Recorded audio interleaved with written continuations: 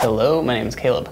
And I'm Lily. I'm David. I'm Stephanie. And we are medical students, and we're here to answer your questions today. Are you able to have a social life outside of school? Honestly, you would not survive medical school unless you were able to do that. I think there's plenty of time to have a social life outside of school. Studying together is one thing, but just hanging out and like decompressing together is so important. And it's a really good way to avoid burnout and stay sane. Yeah, it's so important. Do you still check WebMD when you don't feel well? No. We are super against WebMD. There's this website called Uptodate, basically like Wikipedia for doctors. So now, instead of going to WebMD, I'm just like Uptodate, and you just throw in the like medical jargon, and it gives you the whole thing. I will check WebMD, and then I'll compare it, and I'll be like, okay, do these look consistent? Do they look inconsistent? Stuff like that, you know. Do you rely on coffee to keep you going? Yeah, 100%, yes. Yeah. Every single day. There's a schedule too. It's like for 3 months coffee and then 2-week break so that it works again. I drink probably like 1 cup a day. Have you ever successfully diagnosed yourself with something? No, but I have successfully misdiagnosed myself with a bunch of things. Not yet, unless like anxiety counts. I like threw out my back when I was lifting. How did you know you wanted to be a doctor / go into the health field? That's a hard one. This is a med school interview right here. I know, right? My dad's a scientist and my mom's an engineer, and I was really bad at computers as a kid. So I was like, maybe I'll go be a scientist. And then I got really interested in like, outside of science, medicine is a very science-heavy field, and as I explored that in college, kind of found my way there. To me, what I like about it is it's like a puzzle. You have a patient come in and you have this like very limited amount of information, and it's your job to kind of pull out what you need to. So I've always been really interested in that. I think for me, I was sick a lot as a kid, and I really wanted to be someone that can help someone else in that situation. I wasn't really sure until probably high school, and I was in like at this magnet school, we had a health science program.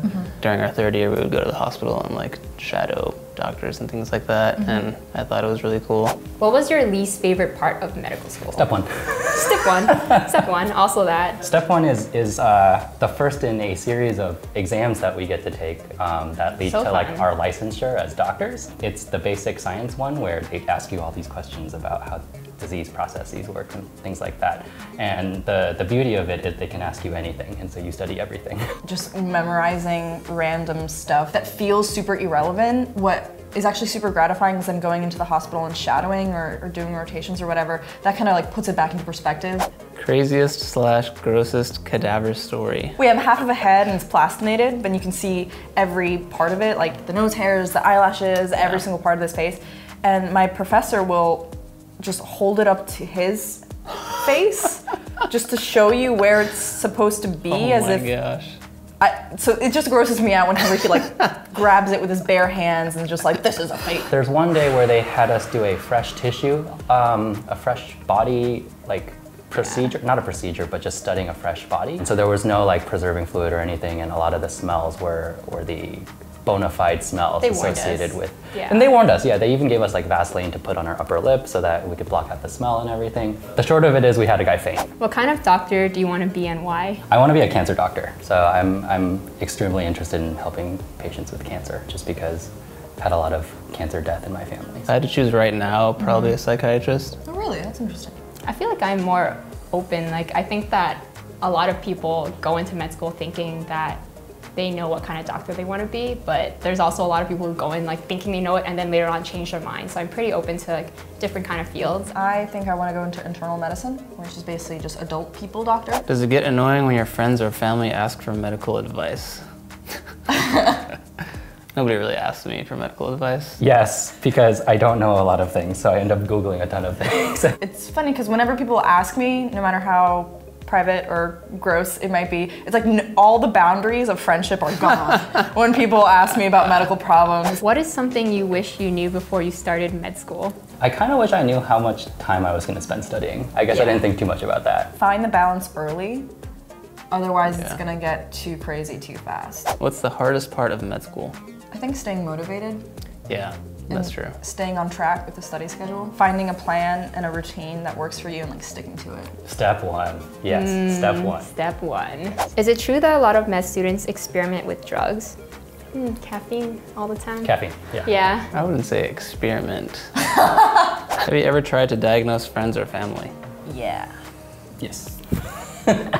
What is something you've learned in med school that you weren't expecting to? I think it's the doctoring class that we were talking about. Like, I didn't know that you had to learn how to talk like a doctor. We started doing clinical skills practice and like learning how to talk to patients and how to take histories really early on, like in our first 2 weeks of medical school.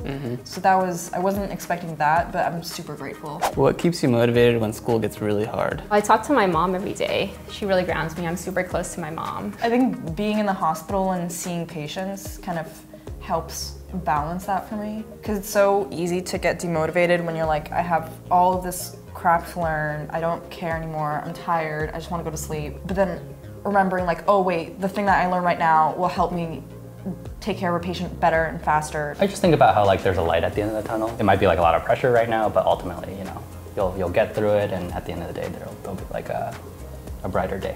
Probably just looking forward to the goal. Do you practice a lot of techniques and learnings on each other? Like taking blood? Oh yeah. I thought I was gonna fail out of med school because in the first like 2 months of medical school, the first thing you need to do is draw each other's blood. And I'm so scared of needles. I know. I'm trying to be a doctor, but I'm scared of needles. I think there's a lot of good stories from that one. I was doing it with my friend, and she did it on me first, and I've got huge veins, so it's like, it's pretty easy. You just stick it in there, it's fine. And then it was my turn to do it on her, and I missed the vein, and I was like, oh my God. I feel like a lot of times in medical school, you feel like, I don't even know how I got chosen to be here. I feel like they gave the wrong person the acceptance letter or something like that. You have this like, what is it, like imposter syndrome? Yeah, oh they even sit you down and they're like, you're gonna have imposter syndrome, but it's gonna be okay. Yeah, but everyone has it. Everyone feels this, and all I can say is, if you got into medical school, like you can do it. Like they already know that you can do it.